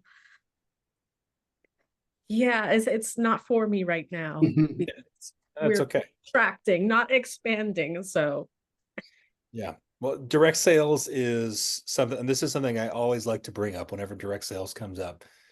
Number one, it's an evolving landscape. In 10 years, this conversation is going to be totally different. But right now, direct sales works for authors who have an already established audience that is solid and that they are engaged with, and they have already kind of been discovered, whatever that means, right? If you are brand new, I mean, we're talking about publishing plans here, so this might relate to that, to just touch back on that. The main topic here, I think you have to, if you are wanting to go the direct sales route and you are new to self-publishing, understand you're kind of playing the game on hard mode right now. And that's fine. That's a great point. And that's something we actually didn't talk about. I don't want to derail too much, but yeah, when you're just starting out, make it easy on yourself. Focus on where you're going to sell the most stuff. And for 99% of authors, that's an ebook, probably on Amazon, so Yeah, no, and there's nothing wrong with that. I think, like I said, it's gonna change over time. I think we're gonna see direct sales expand in a lot of ways that I think maybe authors and readers even aren't expecting. But I do still think that there's going to be a need to kind of get your stuff out there first. And so I don't know how much of that is actually going to change. It's just going to be more common, and more people, more readers are going to be familiar with direct sales, and they're going to be more comfortable buying from authors directly. I Sure. think that aspect of it is probably where there's the biggest room. So Emma, you've got one here. You've from one of our author support queue. Is that right? Yes, an author emailed in today because they were having some trouble with their mailing service provider. I will not name names. Mhm. And they want recommendations on which mailing service provider gives us the least headache. They all do. Because Oh, yeah. remember, yep, all mailing service providers, every platform They have their moments. have their moments. Absolutely. I've been a MailerLite girly, and I recently switched over to Flowdesk because the interface is just beautiful and simple, and I need to simplify my life right now. So I'm really, really enjoying Flowdesk. And Kelly, I don't know, we don't get a lot of Maydays about Flowdesk. I haven't seen a lot come through about since I mean, that's a fairly new integration too. Yeah. So I think we just connected, was it 2 months ago, a month ago, 2 months ago? So that being a pretty new version of or integration, it's actually very few issues. I think it's mostly just making sure you have your segments set up. Which is true for any of our integrations. You have to have a list or a group or something that BookFunnel can connect to, and Flowdesk calls theirs segments. I have actually switched over to Flowdesk, and that was what I was like, if I'm doing this, I'm going to put the time in. I'm going to put that welcome sequence together. I'm going to put my reader magnet, my book together, all of those things. I'm going to do it. If you're making a jump between, that's the time to do it. You're going to put everything together correctly. One of the things that I didn't think about is I'm going to need to go find all of my links in the back of my books, and I'm going to have to redo them. Hate them. So yeah, I mean, whenever you change anything, you have to whole picture. What does this really mean to change your mailing list service? And so yeah, I'm gonna have to go back and go to Vellum and reconnect my mailing list to the correct forms now. Yeah, so but at least I have a welcome sequence ready for those that do sign up from the back of the book. So yeah, so those are, I am enjoying, like I said, I just sent my first Flowdesk mailer today. So far I like the stats that it gives. I like the way that it looks. I like the features that you could do on it. So, that's the one I've switched to. I didn't have a problem with MailChimp. I never had any issues with them. I just decided Flowdesk had the. Hold on. MailChimp. Speak of the devil. Okay, I'm not going to rag on MailChimp here, but the question was, what service provider has the least issues? Well, let's answer the inverse of that, right? The most. Okay, I'm not going to say the most. Are we allowed to air dirty laundry like this? No, hey, I'm not trying to do that, but there is an issue that folks have with MailChimp specifically, which is when they're trying to set up custom fields. MailChimp, because they want their custom field data from BookFunnel to get added to that subscriber's data in MailChimp. MailChimp is the trickiest one to make it work out because they have specific merge tags that they use, and you have to enable it or disable. There's some hoops to jump through. There's also, and I'm thinking SendFox, but maybe I'm wrong. I could be entirely wrong here. Let me know. Where we've had some time, and I guess now I already mentioned it. So if it's not SendFox, I feel really bad. But where there's like API keys expiring. Which one was that? Yeah, that's what the issue this morning was. SendFox and yes, I thought it was. And so those are, but we've to take a shot at the big boy. We've had issues with Mailer Lite. Yeah. Yeah, I too. think out of So all of them, Mailer Lite's probably the one, and it could just be because there are so many people who use it. That's what I was gonna say. I wonder if the user base kind of dictates that, right? Yeah, It's funny. I would think more people used MailChimp, but maybe not. yeah. Mailer Lite, when they switched over, you might be having this problem if you're, going from the classic to the new. I It will do bump use you off MailerLite, but I didn't transfer. I still use the classics. Yeah, so if you've integrated your MailerLite account and you switch, you're going to have to redo your API key, which it doesn't take much time. It's pretty quick, but a lot of people aren't always necessarily noticing that their names are not getting automatically added to their list anymore. So then they'll come back and be like, "What happened?" And we'll be like, "Well, did you change? Sometime around this time, did you switch?" And so, yeah, if you see that problem, that's probably what it is. But for the most part, MailerLite is pretty they're that all tends to be the one. they're all pretty good. Each of them have their own individual quirks. And as far as like outages and stuff like that can affect all of them. That's just a thing that can happen with any one of them. So it's not necessarily like a specific platform issue. But Legally covered. right. And now we come to our story behind the story segment, where we talk about sort of the creative endeavors of our guests. Last time we talked about our own individual self-publishing histories, which was fun. You guys can go watch that if you haven't watched the episode before this yet. But when we have guests on here, it's just a chance for the authors. Typically, we might have some folks on who aren't authors, but this is a chance for the authors to talk about their creative projects, what they're doing, like get down to kind of like some of the craft elements, even about it, like what your current work in progress is. So we've talked about, just so far in the course of the podcast, we've talked about a number of your projects. We talked about the Talon series. You have your Thomas Kane thrillers.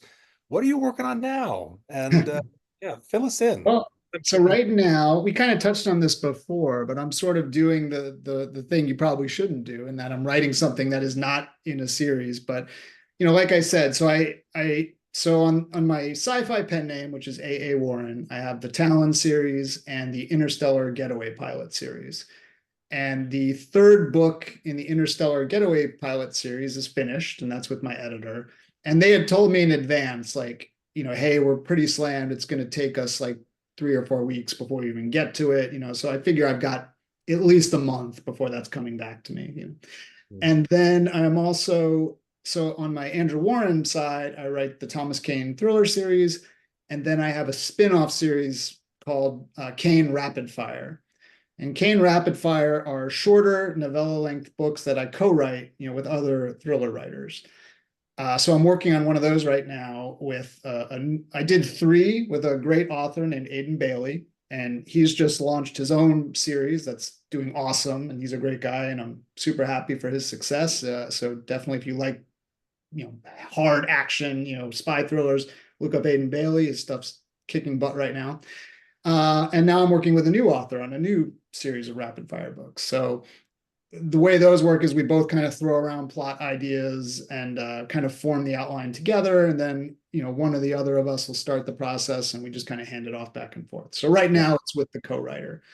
So I kind of found myself with some downtime, and I was like, you know what, I'm going to do something different. And so I'm currently writing a horror novel, which it's funny because I'm a huge horror fan. And this kind of relates to something we talked about before. And when I told people I was working on a book way back when I was writing my first one, everyone who knew me was like, "Oh, it's a horror book, right?" And I was like, no, it's a spy thriller. And it was because at the time, I looked at all the things I enjoyed, and I was like, okay, horror tends to be a series of one-offs, or at least at that time, that's how I saw it. Whereas a spy thriller series can kind of go on indefinitely. So I decided to start with the spy thriller series. But, almost every screenplay I've written, most of my professional writing gigs, most of the copywriting I've done have all been in the horror field. So it's actually been really fun, having never done a prose, horror novel. It's been really fun. It's kind of like coming home, like it's been, really enjoyable. I have no idea, what its commercial progress will be, and I don't really have a plan for it. It's ironically, since we've been talking about publishing plans. But like I said, because I have those other ongoing series and I'm in this break, I figured it doesn't matter. If it's a one-off, who cares? I've got my other series to go back to. So It's the exception that proves the rule, right? exactly. Yeah. So you need to take a breather, and that's okay. Right? yeah, exactly. And especially if you've already put a plan in place, it makes it much easier to do that. So this book is trying to think of it. It kind of fits in that aquatic creature feature territory, like Jaws or Meg. It's that kind of story. And I grew up in a small seaside town in New Jersey, so that the type of thing always appeals to me. I love horror, but I love aquatic horror especially. So that's what I'm doing right now.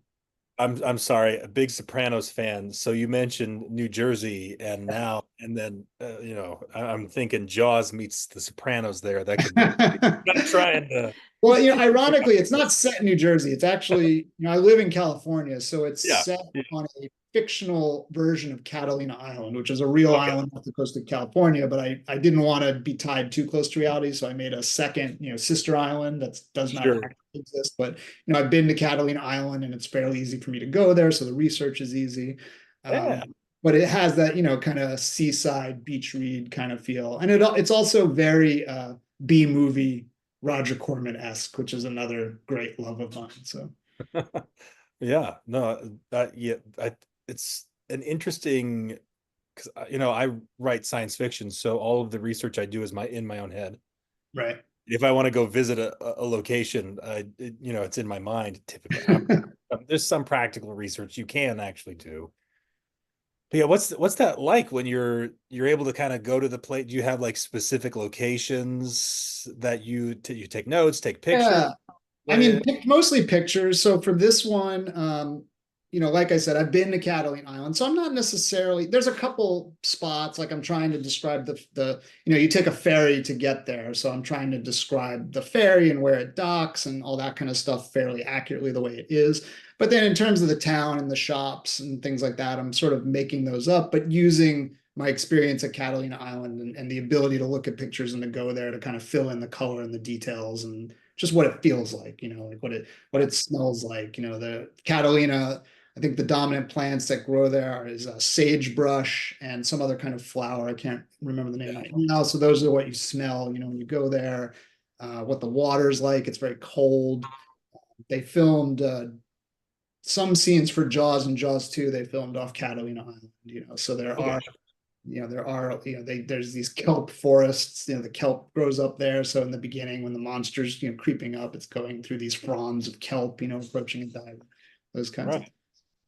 So I like research, actually. It's enjoyable. And for me, I know a lot of people want to do all the research up ahead. I actually try to do like the minimum amount, like, okay, here's the minimum stuff I need. And then as I'm writing, I'll either make notes to myself or just really quickly Google stuff and fill in details. And then when I do my revision pass, I'll research more and clean up whatever I feel, needs to be fixed.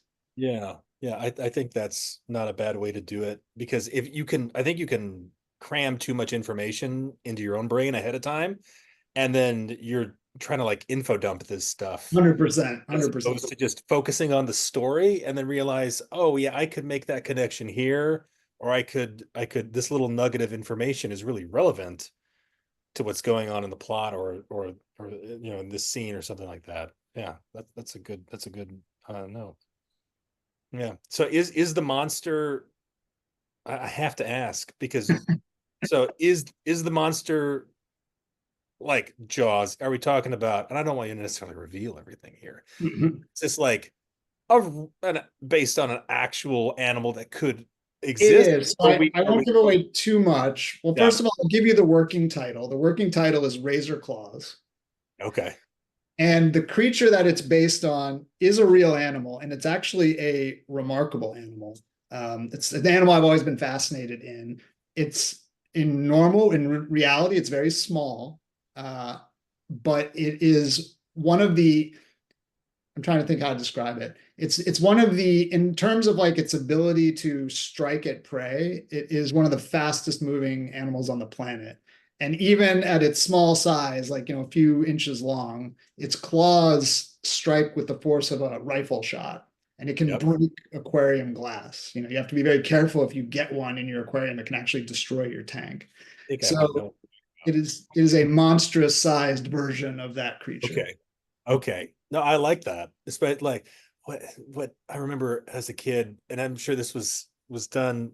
I'm not sure where I saw this. I remember I read Goosebumps Mhm. as a kid, and there was one book where like there were just huge ants, which was definitely something that was done before. But yet taking something small, because when you're talking about horror, there's I think there's you can go like the supernatural angle and just you have a lot of wiggle room there to play with.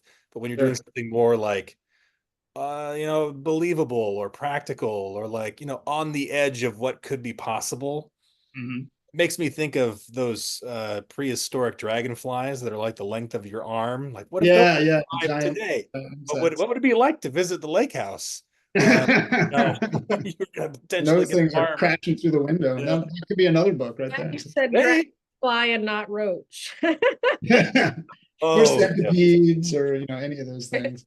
Right. Fun. Do you have a tentative release date for that, or kind of just I take it? mean, I'm trying. We'll see. My plan, my hope is to make it a fairly short book. I'm aiming for like 50 to 60,000 words. Sure. I've done that before and it's ended up ballooning larger, so I don't know if I'll actually be able to stick to that. But if I can, it shouldn't be too long, probably early 2025. Cool. Cool. I'll have to check that out. But this one, like, because it's sort of so separate from my other work, I haven't really decided. I may try to approach some small press publishers with this one. Yeah. That may extend that time frame. We'll see. But Right. we'll see. I haven't made any firm decisions on the publishing plan for this one. Absolutely. Well, I think we'll wrap things up there for today, just as Emma walked away. Do I need to cut Emma? What about you guys? I mean, you're authors. What are you guys working on? Oh yeah. No, Kelly, go ahead. You got more to talk about right now than I do. Oh, well, I'm working on this is part of that whole not having a plan about your series. So I had a character who became incredibly like a fan favorite sort of thing, and he actually was needing his own books, and so he's getting I've got him planned in, and I've been working on the book 4, but then I'm also creating a prequel that involves that same character. So I have 2 books that I'm currently working on. My prequel is the one that I've been working on the most and trying to get that one done. And then yeah, it's finding the writing time. That's been my thing. So yeah, that's what I'm working on. Nice. Along those lines, something that I've been doing, because I'm writing the same universe, and I actually started to work on a spin-off series. I wrote a short story for it. My main series is space opera. Like, have you seen the Battlestar Galactica reboot? Mhm. That's what my main series is like, pretty much. But I grew up, video games were a huge inspiration for me as a writer. And I was at that age where, for those who don't know, Halo Combat Evolved was a very Sure. large part of my adolescence. I'm just at that age, right? And so the idea of like space marines, super soldiers, that sort of thing was something I wanted to write about. And I had this idea, and I've woven it into the world in a way that I feel is satisfying, at least. But the problem I'm having now is that I don't have the bandwidth to work on both of them at once. At first, I was thinking I was going to kind of alternate between the two and like work on a book for the main series and then go over here to the spin-off series. Can't do that. I've got to get the next few books done in the main series. I take breaks. It was 9 books initially on purpose, because I do them what I call seasons. So season 1 is the first 9 books, and now I'm writing season 2, and that's going to be 9 books, and then there's going to be a season 3 that hopefully won't drive me mad. But once season 2 is done, I'm going to take a break, and I'm going to come back to that because it's going to be fun. I like that. That's sort of the way I like it when comic books adapt TV shows that have stopped, and then they'll call it like the next season, and they just do it as if it was a seasonal arc from like Yeah. Buffy, the Buffy comic. Yeah, yeah. I think that's a really great way to organize your stories. Yeah, that's the way I think of it, at least. Not that I have any like delusions of grandeur, that it's like I know it's not a TV show, right? I know that. I'm just using the terminology. Sure. Yeah. You never know. Oh, yeah. Who knows? Who knows? That's the thing. It's a raffle ticket. Right. Raffle tickets you have, exactly. Emma, what about you? Where are you at? It's your work in progress. I actually just canceled a pre-order this morning. And the ironic thing is the book is done and edited, but I just don't have time to launch it the way I want to with all the bells and whistles. So bye, wench. We're gonna cancel that and beg at Bezos' doorstep in 2025 to get those pre-order privileges back. But I was just thinking about that. I'm like, we just talked about that, how sometimes you don't need to be in such a hurry to go to market, even if it's done. Like sometimes there's still things you want to do. Yeah, there's some things I want to try out with it, but I do have an actual work in progress I'm writing on right now, which is why I had to cancel this pre-order, because my focus is split. But Sure. Beauty and the Beast retelling, and that's going okay. Oh, cool. Fun. Classic story. Oh, always a good one. There's a lot of good source material there. How often do you pull from like fairy tales or things like that? I don't. I loathe fairy tale retellings, but Beauty and the Beast is just, it infiltrates almost everything in romance. And Kelli knows this. It infiltrates, and at some point I realized this is a effing Beauty and the Beast retelling. You might as well just look to that for the marketing. So it's a I do a lot of freelance copywriting, so I write blurbs for a lot of authors. And a lot of romance. And yeah, you're right. It's the Beauty and the Beast dynamic is kind of central to almost every romance. It's one of those universal fantasies that they have when you hear Theodora Taylor talk about universal fantasies, like, the beast who's actually really kind to you, that sort of, it's that butter. That's why it's I a also classic. think it's the female reader putting herself in the role of like, he's a beast, but I can change him. I can make him. It's a lie, ladies. Stick to that. Not real life. Because I write morally gray, and I write a lot of this toxic stuff in my books, and my other author friends are like, you don't need to put a disclaimer at the end that this is just fiction. They know it's fiction. You see these behaviors in real life, run, please. But I've heard that the Beauty and the Beast actually referred to as the female hero's journey, in an analogous sort of way. Not that female characters can't go through the hero's journey, but it's an archetype in and of itself, that because there's a lot of utility in taming a beast and having him on your side, and it's a lot of, so I could see how it would permeate. Well, in mine, the heroine is the beast, so there's a twist. Never being flipped, So it's Shrek. Or did you ever see? I don't know. Are you a horror fan, Jack? Or I can't really claim to be one. Return of the Living Dead Part 3 is kind of like that, right? I don't know if you've ever seen it, but the guy's girlfriend becomes a zombie, and she gets more and more extreme, and he's trying to bring her back down to earth. Sure. The Shrek comment, Emma, I'm sorry, was not meant to be disparaging, but well, it's a twist on because she winds up staying an ogre at the end, but that's probably a different story than what you're going for, I'm guessing. Plot bunnies. That's actually not a bad idea. You're going to be watching Shrek later with your kids, aren't you? You're doing a lot worse than Shrek. Then you have to deal with the Disney IP, and you can't make it too Shrekish, but you could pull out the essence of that, but the tropes all that. Maybe you should write it, Jack. Hey, I'm happy I'm happy to give input. You don't even have to credit me. I'll give you some I'll give you some ideas. All right.